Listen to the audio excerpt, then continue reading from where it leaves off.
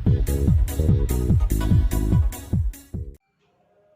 रमनी शंकर पांडे त्रिदेव classes Saraiya के माध्यम से आप लोगों के साथ रूबरू होने जा रहा हूं।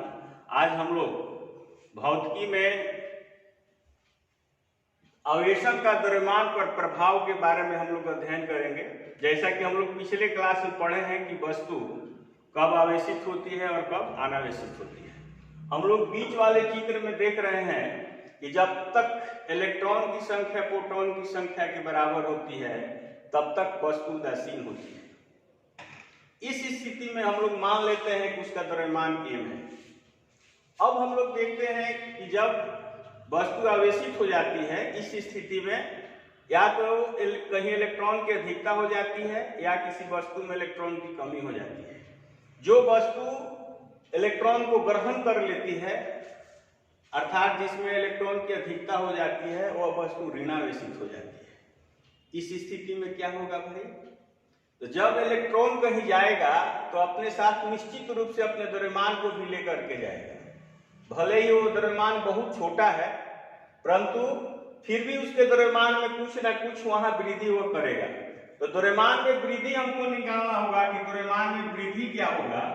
तो हम लोग इस सूत्र का उपयोग करते हैं, द्रव्यमान में वृद्धि बराबर प्राप्त की गई इलेक्ट्रॉनों की संख्या गुने एक इलेक्ट्रॉन का द्रव्यमान। यहाँ हम लोग देखते हैं कि me क्या है तो प्राप्त इलेक्ट्रॉनों की संख्या है और me क्या है तो प्राप्त इलेक्ट्रॉनों का द्रव्यमान है। उसी तरह हम लोग देखेंगे कि जब वस्तु धनावेशित हो जाएगी तो उसके द्रव्यमान में कुछ ना कुछ निश्चित रूप से कमी आएगा और वह द्रव्यमान में जो कमी होगा वह कितना होगा, इसको निकालने के लिए हम लोग देखते हैं कि यह सूत्र द्रव्यमान में कमी। द्रव्यमान में कमी हम लोग जैसे पिछली बार देखे हैं उसी तरह से द्रव्यमान में कमी बराबर हो जाएगा यहाँ त्यागी गए इलेक्ट्रॉनों की संख्या गुने एक इलेक्ट्रॉन का द्रव्यमान। आज के क्लास में हम लोग आवेश के गुण के बारे में अध्ययन करेंगे। हम लोग जानते हैं कि एसआई पद्धति में विद्युत धारा मूल राशि होती है तथा इसे I बराबर Q/T के रूप में व्यक्त किया जाता है। इस सूत्र से हम लोग देख रहे हैं कि Q इक्वल टू हो जाएगा IT, अर्थात आवेश जो है वह विद्युत धारा और समय पर निर्भर करता है। अतः हम कह सकते हैं कि यह एक व्युत्पन्न राशि है जिसका मात्रक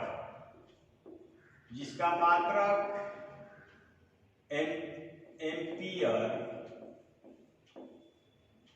गुने सेकेंड अर्थात कूलाम्ब होता है।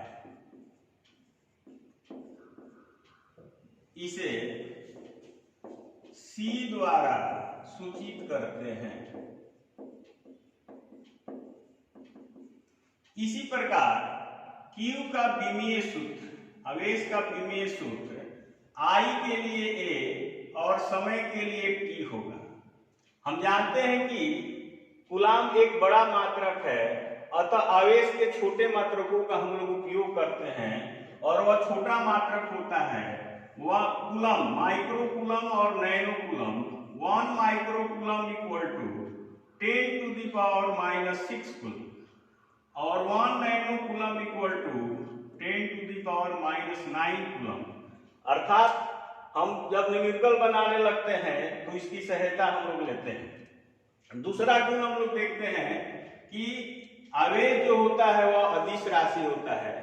इसके बाद आवेश जो है वह ट्रांसफरेबल होता है अर्थात उसका स्थानांतरण हो सकता है, एक वस्तु से दूसरे वस्तु में उसका स्थानांतरण हो सकता है। इसके बाद हम लोग देखते हैं कि यदि दो आवेश एक ही जैसा हो तो इनके बीच विकर्षण का बल लगता है, वह दोनों ऋण ऋण हो सकता है या दोनों धन धन हो सकता है। परंतु यदि दोनों आवेश एक ऋण हो और एक धन हो तो उनके बीच आकर्षण का बल लगता है। आगे हम लोग गुण देखते हैं कि आवेश का क्वांटीकरण होता है। क्वांटीकरण आवेश का क्वांटीकरण। सबसे पहले क्वांटीकरण के बारे में हम लोग समझते हैं क्वांटीकरण का मतलब क्या होता है। यदि कोई भौतिक राशि का अपना एक अलग वैल्यू हो, एक अलग मान हो, तो इस परिस्थिति में हम लोग इसको कहते हैं कि यह क्वांटीकृत है। इसी भाषा में हम लोग आवेश के बारे में कह सकते हैं कि आवेश का सतत न होकर असतत होने की घटना को हम लोग क्वांटीकरण कहते हैं। इसको हम लोग ऐसे समझ सकते हैं, जैसे हम लोग देखें यदि थोड़ा चीनी का दाना ले लें तो एक एक दाने की अपनी मिठास होती है, वह अलग अलग होता है।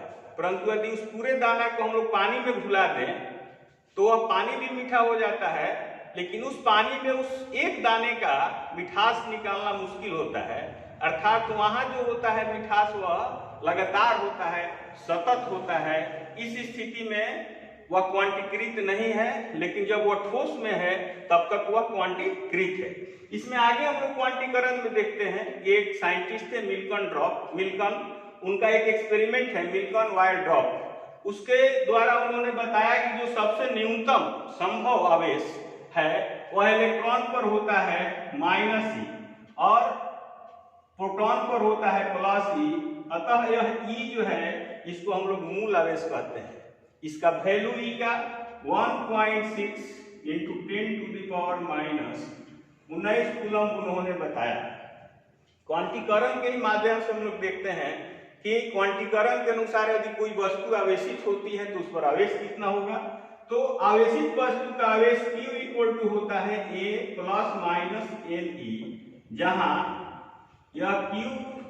जहां Q इक्वल टू आवेशित वस्तु का आवेश, आवेशित वस्तु का आवेश,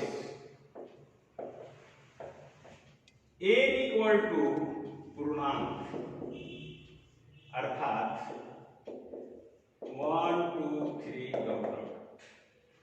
E इक्वल टू 1.6 × 10⁻⁻19 कूलम। हम लोग देखते हैं कि जब आवेश जो है कभी भी यह E के ही फॉर्म में हो सकता है, यह भिन्न के फॉर्म में नहीं हो सकता है। कहीं कहीं क्वार्क के बारे में चर्चा है। क्वार्क का आवेश E/3 2E/3 के फॉर्म में होता है, लेकिन यह व्यवहारिक रूप से संभव नहीं है, इसलिए हम लोग इसका अध्ययन नहीं करते हैं। हम लोग अध्ययन करते हैं E का वैल्यू जब भी होगा वह 1.6 × 10⁻⁻19 कूलम का पूर्ण गुणज ही होगा। आगे हम लोग अगला पॉइंट में हम लोग देखेंगे आवेश का संरक्षण। हम लोग ऊर्जा के संरक्षण के बारे में भी पढ़े हैं, वही चीज यहाँ भी है कि आवेश को न तो उत्पन्न किया जा सकता है न तो आवेश को नष्ट किया जा सकता है। परंतु होता यहाँ क्या है कि आवेश एक ही साथ कहीं प्रकट होता है और कहीं से गायब होता है। इसको हम लोग एक समीकरण के माध्यम से देखेंगे। यह जो सोडियम क्लोराइड है अर्थात जो नमक है वह शुरू में उदासीन है। जैसे ही इसको हम लोग पानी में घोलते हैं तो यह 2 आयनों में बढ़ जाता है। सोडियम क्लोराइड 2 आयन सोडियम और क्लोरीन आयन में बढ़ जाता है। जहां सोडियम धन आयन और क्लोरीन ऋण आयन हो जाता है, तो हम लोग देखते हैं कि यह घुलने के पहले उदासीन था। घुलने के बाद यदि इसकी कुल आवेश की गणना हम लोग करते हैं तो E ± C = 0, यह भी उदासीन हो जाता है। इस स्थिति में हम लोग कह सकते हैं कि यह आवेश के संरक्षण का प्रतिपादन करता है।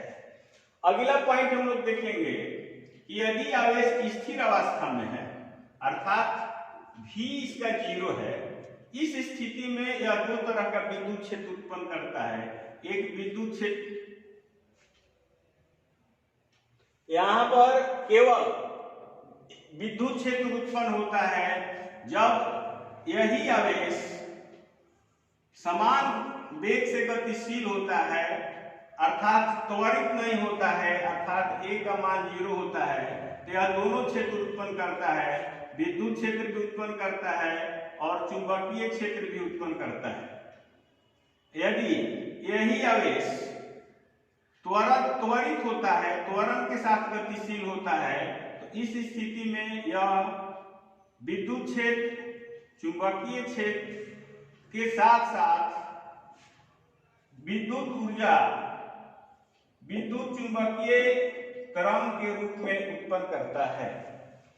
अगला पॉइंट देखेंगे कि जो आवेश होता है वह किसी भी आवेशित वस्तु के बाहरी सतह पर इकट्ठा होता है।